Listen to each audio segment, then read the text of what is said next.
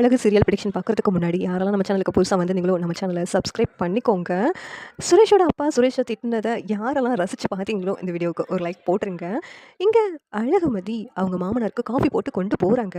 அதை குடிச்சிட்டு இது என்ன காஃபியா என்னது டிக்காஷனே இல்லை வெறும் பாலை குடிக்கிற மாதிரி இருக்குது அப்படின்னு சொல்லிட்டு சொல்கிறாங்க. இந்த நேரத்தில் அவங்க மாமியார் இருந்துக்கிட்டு என்னம்மா டிக்காஷன் போட்டு காஃபி போடணும்னு தெரியாதா, வெறும் பாலை காய்ச்சி கொண்டு வந்துட்டியா அப்படிங்கிறாங்க. இங்கே சுரேஷ் வந்துட்டு அப்பா கிட்ட என்ன மட்டும் திட்டு வாங்க சொல்லி மாட்டி விடால நல்லா திட்டு வாங்கட்டும் வேணும் அவளுக்கு அப்படின்னு மனசுக்குள்ளே சொல்லிக்கிட்டு இருக்காங்க. இந்த நேரத்தில் அழகு மலரும் நாமளையும் மாமாவுக்கு டீ போட்டு கொண்டு வந்து போயிருக்கலாம், பாவம் மதி போய் சிக்கிக்கிட்டாங்க, நம்ம வேணா இன்னொரு காஃபி போட்டு கொண்டு வந்துடலாம் அப்படின்னு சொல்லிட்டு அவங்க நினைக்கிறாங்க. இந்த நேரத்தில் மதி இருந்துக்கிட்டு மாமா உங்களுக்கு தான் வயசாயிடுச்சுல மாமா, இந்த வயசான காலத்தில் அதிகமாக டிகாஷன் போட்டு காஃபியெல்லாம் குடிக்கக்கூடாது மாமா, முடிஞ்ச அளவுக்கு காஃபி குடிக்காமல் இருக்கிறது நல்லது, ஆனால் நீங்கள் காஃபி குடிச்சு பழகுனதுனால கொஞ்சமாக டிகாஷன் போட்டு குடிச்சா போதும்னு தான் நான் கொண்டு வந்தேன் மாமா, உங்களோட ஹெல்த்தை நினச்சி தான் இப்படிலாம் பண்ணேன் அப்படின்னு அழகுமதி சொல்கிறாங்க. உடனே அவங்க மாமனார் ஒரு சிரிக்கிறாங்க. அம்மா என் ஹெல்த்து மேலே உனக்கு அக்கறையோடு இப்படிலாம் பண்ணியா அப்படி சொல்லிட்டு கேட்குறாங்க.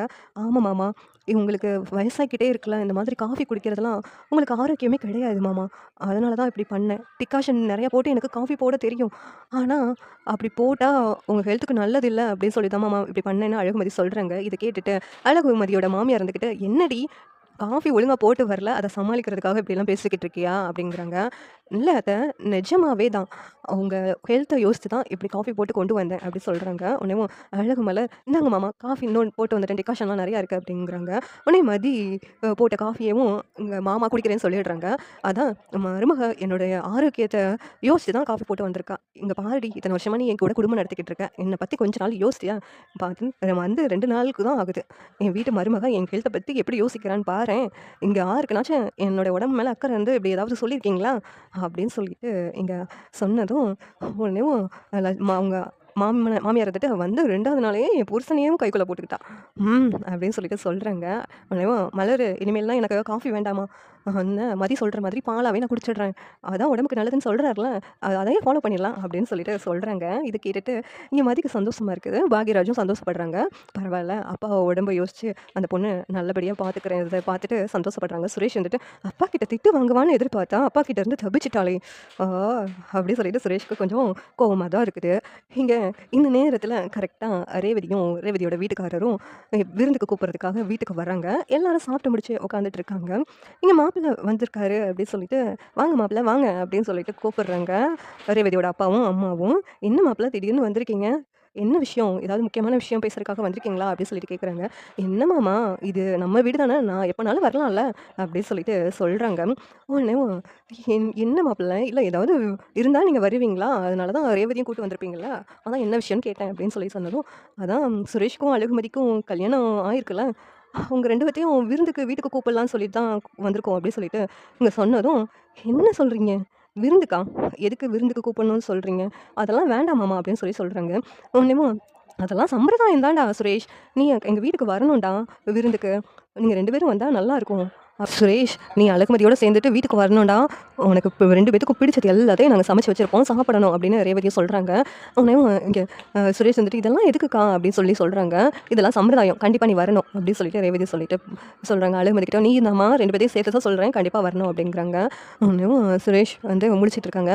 இவன் கல்யாணம் ஆனதுலேருந்து நடந்துக்கிற விதமே சரியில்லை மாப்பிள்ளை, முந்தா நாள் என்னென்னா சண்டை போட்டுட்டு இருந்தான், திடீர்னு குடிச்சிட்டு வந்து அந்த பிள்ளை கூட சண்டை போட்டுட்டு வெளியில் போய் தூங்கு ரூமை விட்டு அப்படின்னு சொல்லிட்டு வெளியில் தள்ளி விட்டுட்டான்.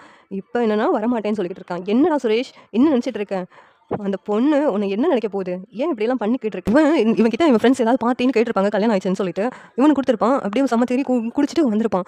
இவனு சொல்லி ஒரு பிரச்சனை இல்லை, ஃப்ரெண்ட்ஸுங்க தான் இப்படி ஆக்கி விட்டுருப்பாங்கன்னு நினைக்கிறேன், அவங்க மட்டும் என் கையில் கிடச்சாங்கன்னா அவனை சும்மாவே விட மாட்டேன் மாப்பிள்ள அப்படின்னு சொல்லிட்டு உங்கள் மாமனார் சொல்கிறாங்க. அதை கேட்டு தங்கராஜ் மாமா ஃப்ரெண்ட்ஸ்னால் இப்படி தான் இருப்பாங்க, எனக்காவது ஒரு நாள் தானே மாமா, அதுக்கே எப்படி பேசுகிறீங்க அப்படின்னு சொல்லிட்டு தங்கராஜ் வந்து சமாளிக்கிறாங்க. மாமாவுக்கு மட்டும் நான் தான் குடிக்கிறதுக்கு சொன்னேன்னு மட்டும் தெரிஞ்சுன்னா அவ்வளவுதான் அப்படின்னு சொல்லிட்டு மனசுக்குள்ளே புலம்பிகிட்டு இருக்காங்க. உடனே ரேவதியை பார்க்குறாங்க. ஏய் சொல்லாத அமைதியாரடி அப்படி சொல்லிட்டு சொல்கிறாங்க. உடனே ரேவதியும் எதுவும் பேசாமல் அமைதியாக இருக்கிறாங்க.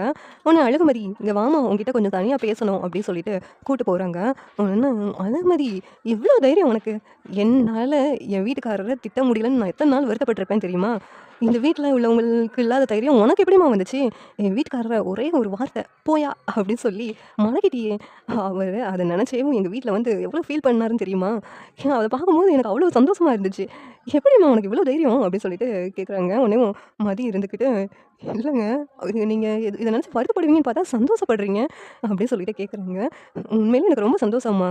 உனக்கு ரொம்ப தைரியம் தான். உன்ன பார்க்கும்போது எனக்கே பெருமையா இருக்குது. இப்படி ஒரு ஆள் இந்த வீட்டுக்கு தேவ தான். சுரேஷ நீ நல்ல வழிக்கு கொண்டு வந்துருவேன்னு எனக்கு நம்பிக்கை வந்துருச்சு.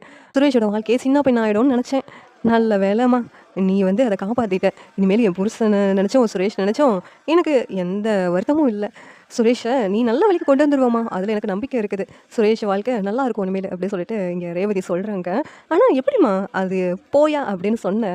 அது கேட்கும்போது கேட்டிருந்தா எனக்கு இன்னும் சந்தோஷமா இருந்திருக்கும். அப்படின்னு சொல்லிட்டு ரேவதி சொல்லிக்கிட்டு இருக்காங்க. இந்த நேரத்துல அழகுமலர் வராங்க. என்ன 2 பேரும் அப்படி பேசிக்கிட்டு இருக்கீங்க அப்படின்னு சொல்லி கேட்கும்போது, இல்ல மலரு, அழகுமதி எப்படி போயான்னு சொன்னான்னு கேட்டுட்டு இருந்தேன் அப்படின்னு சொல்றாங்க.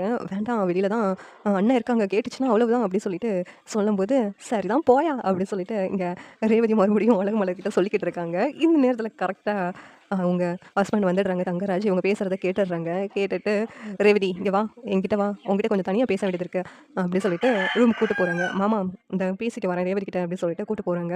என்ன மாப்பிள்ளை எதுக்காக ரேவதி கிட்ட திடீர்னு பேசுறேன்னு கூட்டு போறாருன்னு தெரியலையே அப்படின்னு சொல்லிட்டு பார்க்குறாங்க. என்ன ரேவதி இங்க வந்து என்ன பத்தி என்ன பேசிக்கிட்டு இருக்க? அது என்ன போயான்னு எப்படி சொன்னான்னு கேட்டுட்டு இருக்கியா? அப்படிதானே கேட்டுட்டு இருந்தேன்.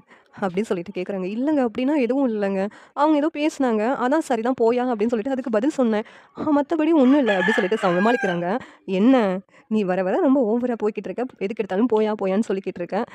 என் என்ன ஏதோ உள்ளுக்குள்ள வச்சுக்கிட்டே சொல்ற மாரி இருக்குதே அப்படிங்கிறாங்க. அப்படின்னா உங்கள பேச முடியுமா? அப்படின்னா நான் எதுவும் பேசலங்க. அப்படின்னு சொல்லிட்டு ரேவதி அங்கேருந்து வேகமா கிளம்பி வந்துடுறாங்க. இங்க சுரேஷ் வந்துட்டு தங்கராஜ் கிட்ட வந்துட்டு, மாமா இந்த விருந்தெல்லாம் வேணாம் மாமா. எனக்கு விருப்பம் இல்ல. அவள கூப்பிட்டுட்டு நான் எதுக்கு வரணும் அங்க அப்படின்னு சொல்றாங்க. இங்க பாருங்க மாப்பிள மறுபடியும் இப்படியே சொல்லிக்கிட்டு இருக்கான். இவனுக்கு ஏதாவது 4 புத்திய சொல்லி திருத்துங்க அப்படின்னு சொல்லிட்டு இங்க திட்டுறாங்க. பாக்யராஜ் வந்துட்டு, அதான் விருந்துக்கு கூப்பிடுறாள்ல ரேவதி.